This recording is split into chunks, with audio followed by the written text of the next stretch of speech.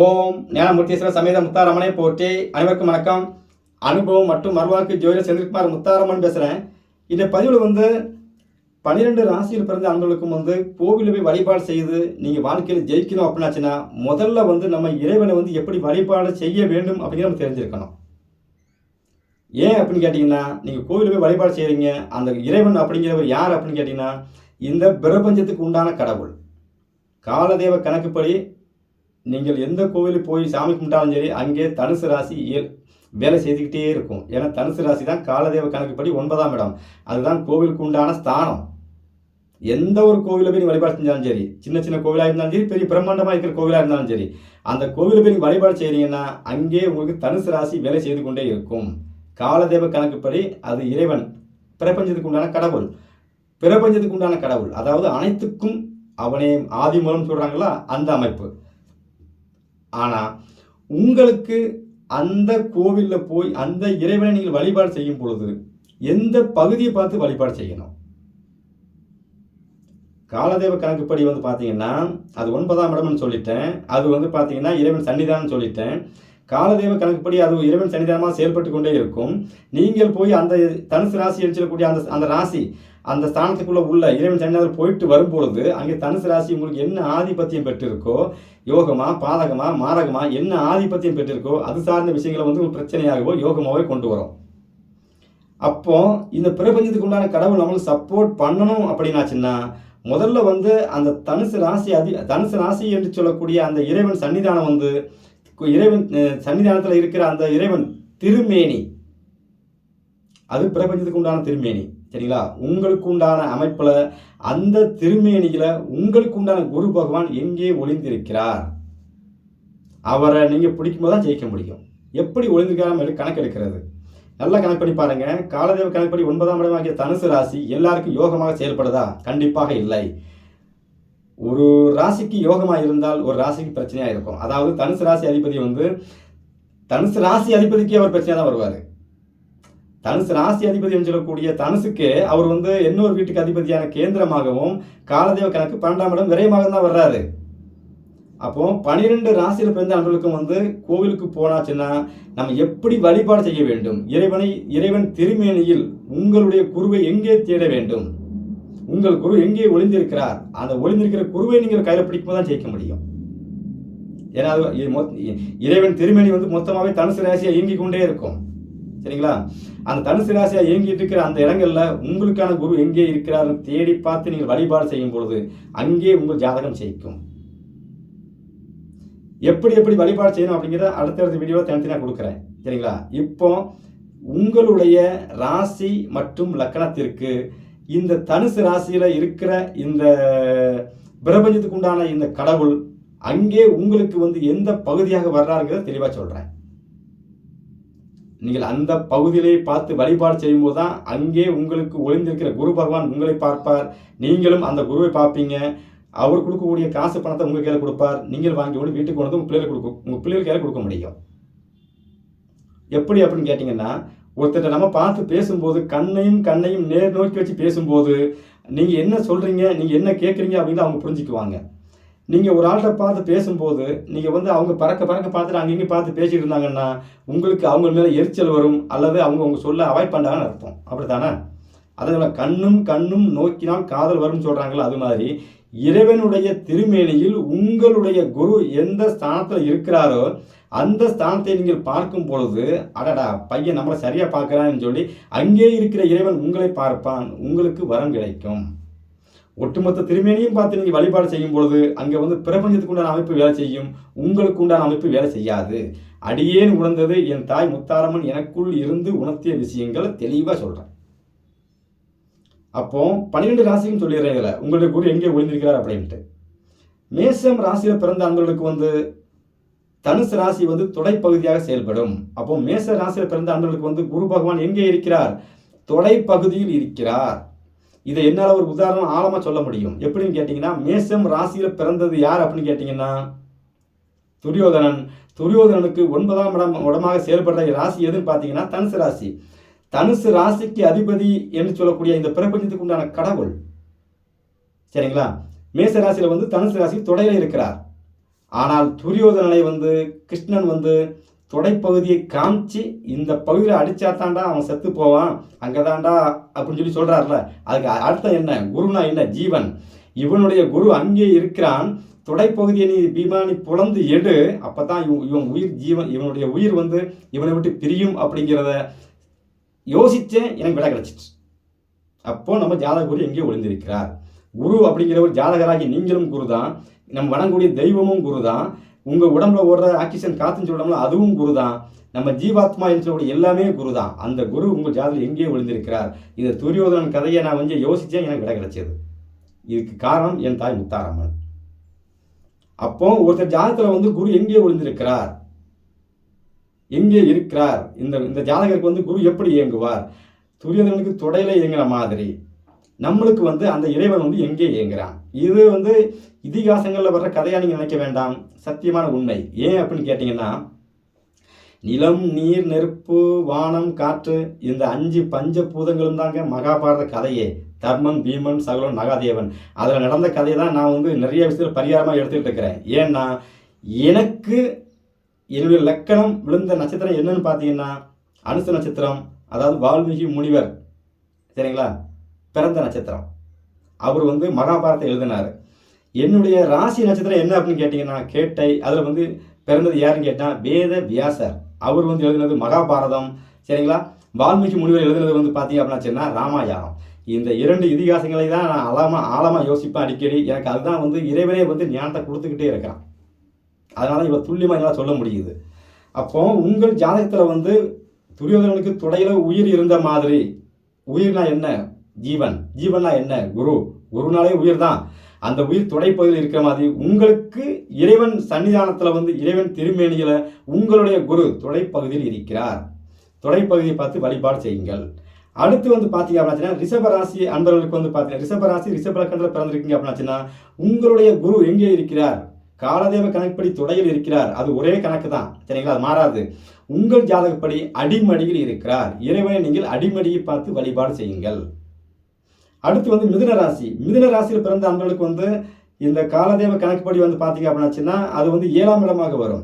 அப்போ 7ஆம் இடம் அப்படிங்கிறது என்ன? அடி வயிறு சம்பந்தப்பட்ட மறைக்கப்பட்ட பகுதி தான். 7, 8 நாளே அடிவை சம்பந்தப்பட்ட அமைப்பு தான். அப்போ மிதுன ராசியில் பிறந்த அன்பர்களுக்கும் வந்து பார்த்தீங்கன்னா அடிப்பகுதியில் இருக்கிறார், அதாவது மறைக்கப்பட்ட பகுதியில். அந்த பகுதியை பார்த்து வழிபாடு செய்யுங்கள். அடுத்து கடகராசி. கடகராசியில் பிறந்த அன்பர்களுக்கு வந்து அந்த தனுசு ராசி தொடைப்பகுதியாக வேலை செய்து கொண்டிருந்தாலும் அது வந்து அடி வயிறு மேலே சரிங்களா, அடி வயிறு மறைக்கப்பட்ட பகுதியில் அதுக்கு மேலே உள்ள பகுதி. நிறைய நண்பர்கள் வந்து கோவிலில் வந்து சந்தனம் குங்குமம் கொடுக்குறாங்கன்னா என்ன பண்ணுவாங்கன்னா அப்படியே வாங்கி கொண்டு போய் அப்படியே ஒரு ஓரமாக வச்சுட்டு போயிடுவாங்க பூசிட்டு. அப்படி செய்கிறத விட இறைவன் சன்னிதானத்தில் அதாவது பிரபஞ்சம் கொடுக்குற அந்த விபூதியையும் அந்த பிரசாதத்தையும் நீங்கள் நெத்தியில் பூசினது போக மிச்சம் இருந்தால் வீட்டுக்கு கொண்டு போங்க. அப்படி இல்லைங்கிற பட்சத்தில் உங்களுடைய குரு எங்கே இருக்கிறாரோ அந்த பகுதியில் போட்டு தேய்க்கிற பழக்கம் இருக்குங்களா? நிறைய பேர் திருநீரெலாம் சந்தனம் மிச்சமாக இருந்தால் அடிவதில் தேய்ப்பாங்க பார்த்துருக்கீங்களா? இதெல்லாம் அவங்க ஜாதகத்தில் குரு அந்த அமைப்பில் இருக்கும். அப்போ கடகராசியில் பிறந்த அன்பர்களுக்கு வந்து அடி வயிற்றில் தான் உங்கள் குரு இருக்கிறார். அப்போ இறைவன் திருமேனியில் வந்து அடி வயிறை பார்த்து வழிபாடு செய்யுங்கள். சிம்ம ராசியில் பிறந்த அன்பர்களுக்கு வந்து பார்த்தீங்க அப்படின்னா தொடைப்பகுதி அப்படிங்கிறது காலதேவ கணக்கு. ஆனால் உங்களுக்கு அந்த இடம் வந்து பார்த்தீங்கன்னா இதயம் இருக்கிற பகுதியை பார்த்து நீங்கள் வழிபாடு செய்ய வேண்டும், எந்த இறைவனை வழிபாடு செய்தாலும் சரி. அடுத்து வந்து பார்த்தீங்கன்னா கன்னி ராசி. கன்னி ராசியில் பிறந்த அன்பர்களுக்கு வந்து காலதேவ கணக்குப்படி தொடைப்பகுதியை குறிக்கிற அதே ஸ்தானம் இறைவன் சன்னிதானம், இறைவன் திருமையில் இருக்கிற அந்த குரு உங்கள் ஜாதகத்தில் சரிங்களா தொடைப்பகுதியிலையும் கணக்கு எடுத்துக்கோங்க. அதே நேரத்தில் மார்பு பகுதியும் பார்த்துக்குங்க. மார்பு பகுதி பார்த்து வழிபாடு செய்யுங்க, ஏன்னா உங்கள் குரு அங்கே இருக்கிறான் சரிங்களா. அடுத்து வந்து பார்த்தீங்கன்னா துலாம் ராசி. துலாம் ராசியில் பிறந்த அன்பர்களுக்கு வந்து காலதேவ கணக்குப்படி அது தொலைப்பகுதியாக வேலை செய்து கொண்டிருந்தாலும் உங்களுக்கு அங்கே இருக்கிற குரு தோள்பட்டை கைகளை குறிக்கிற இடங்களில் இருக்கிறான். தோள்பட்டை கழுத்துன்னு சொல்கிறோம்ல, இந்த பகுதி கைகளை குறிக்கிற பகுதியில் இருக்கிறான். அப்போ நீங்கள் கைகளை பார்த்து வழிபாடு செய்ய வேண்டும். அடுத்து வந்து பார்த்தீங்கன்னா விருச்சக ராசி. விருச்சக ராசி விருச்சக லக்னத்தில் பிறந்த அன்பர்களுக்கு வந்து பார்த்தீங்கன்னா அந்த தனுசு ராசி அப்படிங்கிறது தொலைப்பகுதியாக வேலை செய்து கொண்டிருந்தாலும் உங்களுக்கு வந்து இறைவன் திருவேணியில் வந்து பார்த்தீங்கன்னா முகத்தை குறிக்கிறதுக்கு உண்டான ராசி சரிங்களா. அப்போ தொலைப்பகுதியாக உங்களுக்கு வேலை செய்யும். அதே சமயத்தில் இறைவன் சன்னிதானம் வந்து உங்கள் ஜாதகத்துக்கு 2ஆம் இடம் என்று சொல்லி முகமாகவும் வேலை செய்யும். அப்போ நீங்கள் முகத்தை பார்த்து வழிபாடு செய்யுங்கள். அடுத்து வந்து தனுசு ராசியில் பிறந்த அன்பர்களுக்கு என்ன கணக்கு எடுக்கிறது? தொலைப்பகுதியாகவும் இருக்கிறான். இறைவன் திருமேனியை நீங்கள் தாங்க மொத்தமாக பார்த்து வழிபாடு செய்யணும். ஏன்னா ஒட்டுமொத்த தோற்றமே தனுசு ராசி. உங்களுடைய சிந்தனை செயல்பாடு எல்லாமே தனுசு ராசி. தனுசு ராசிக்கு காலதேவனுக்கே அவர் 9ஆம் அதிபதி. அப்போ நீங்கள் பாக்கியாதிபதி ஸ்தானத்தில் பிறந்திருக்கிறீங்க. உங்களுக்கு வந்து ஒட்டுமொத்த இறைவன் திருமேனியே உங்களுக்கு யோகமாக செயல்படும். அடுத்து பார்த்தீங்க அப்படின்னாச்சுன்னா மகர ராசி, மகர லக்கணம். இந்த ராசி லக்கணத்தில் பிறந்த அன்பர்களுக்கு அந்த ஸ்தானம் பார்த்தீங்கன்னா காலதேவ கணக்குப்படி தொலைப்பகுதியாக வந்தாலும் உங்களுக்கு அது கால் பாதத்தை குறிக்கிறதுக்கு உண்டான ராசியாக வரும். அப்போ உங்களுடைய ஜாதக குரு எங்கே இருக்கிறார்? இறைவன் கால் பாதத்தில் இருக்கிறார். கால் பாதத்தை பார்த்து வழிபாடு செய்ய வேண்டும். அடுத்து பார்த்தீங்கன்னா கும்ப ராசி, கும்ப லக்கணம். இந்த அமைப்பில் பிறந்த அன்பர்களுக்கு பார்த்தீங்கன்னா அந்த இறைவன் திருமேனி தொலைப்பகுதியாக செயல்பட்டாலும் உங்களுக்கு பார்த்தீங்கன்னா காலுக்கு மேலே முட்டு பகுதிக்கு கீழே உள்ள பகுதியாக செயல்படுவார். அங்கேதான் உங்களுடைய குரு இருக்கிறார். அந்த பகுதியை பார்த்து வழிபாடு செய்ய வேண்டும். அடுத்து பார்த்தீங்கன்னா மீன ராசி, மீன லக்கணம். இந்த அமைப்பில் இருக்கிற அன்பர்களுக்கு பார்த்தீங்கன்னா இறைவன் காலதேவ கணக்குப்படி உங்களுக்கு தொலைப்பகுதியில் இருந்தாலும் உங்களுடைய ராசி லக்கணத்திற்கு அந்த இடம் முட்டு பகுதியாக வரும். அப்போ இறைவன் சன்னிதானத்தில் முட்டு போட்டு வழிபாடு செய்வது, இறைவனை முட்டங்கால் பகுதியை பார்த்து வழிபாடு செய்வது உங்களுக்கு யோகம். இறைவன் காலை மடக்கி வச்சிருக்கிறார் அப்படின்னாச்சுன்னா இந்த முட்டு பகுதியை பார்த்து வழிபாடு செய்வது கால் பாதத்தில் மிகப்பெரிய யோகம். ஏன்னா அங்கே தான் உங்கள் குரு இருக்கிறார். அந்த குருவை நீங்கள் அப்படித்தான் இயக்க முடியும். அப்போ அங்கே பார்த்து நீங்கள் வழிபாடு செஞ்சால் தான் கிடைக்கும். இது அவரவர் ஜாதகத்தில் உங்களுடைய அந்த தனுசு ராசி என்று இந்த பிரபஞ்சத்துக்கு உண்டான கடவுளுக்கு உண்டான ஸ்தானம், அங்கே தான் உங்களுடைய குரு உண்டான ஸ்தானம்.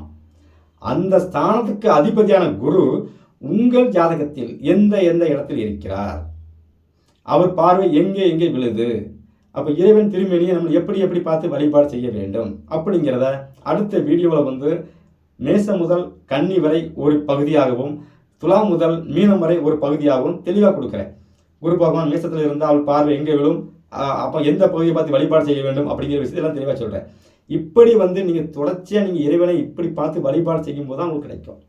உதாரணமாக சொல்லணும் அப்படின்னாச்சுன்னா ஒரு காதலன் காதலி ஒருத்தர் பேசிக்கிறாங்க, லவ் பண்ணுறவங்க பேசிக்கிறாங்க அப்படின்னாச்சுன்னா கண்ணையும் வச்சு கரெக்டாக பேசுகிறவங்க தான் கரெக்டாக ஜெயிப்பாங்க.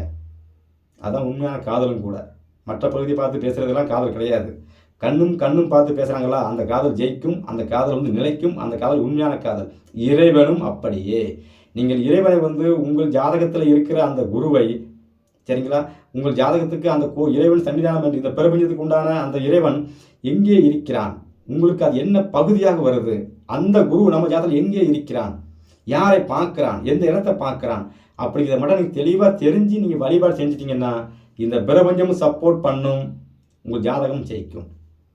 நீங்கள் கோவிலுக்கு போய் வழிபாடு செய்கிறீங்க, இறைவன் உங்களுக்கு ஓடி வரம் தரதுக்கு ஓடி வருவான், சரிங்களா, ஓடி வருவான், எந்த மாற்றம் கிடையாது. ஆனால் உங்கள் ஜாதக குரு வேலை செய்யணும். அப்போ தான் குருவாகிய உங்களுக்கு பணம் வரும், காசு பணம் வரும், குரு அருள் வரும்.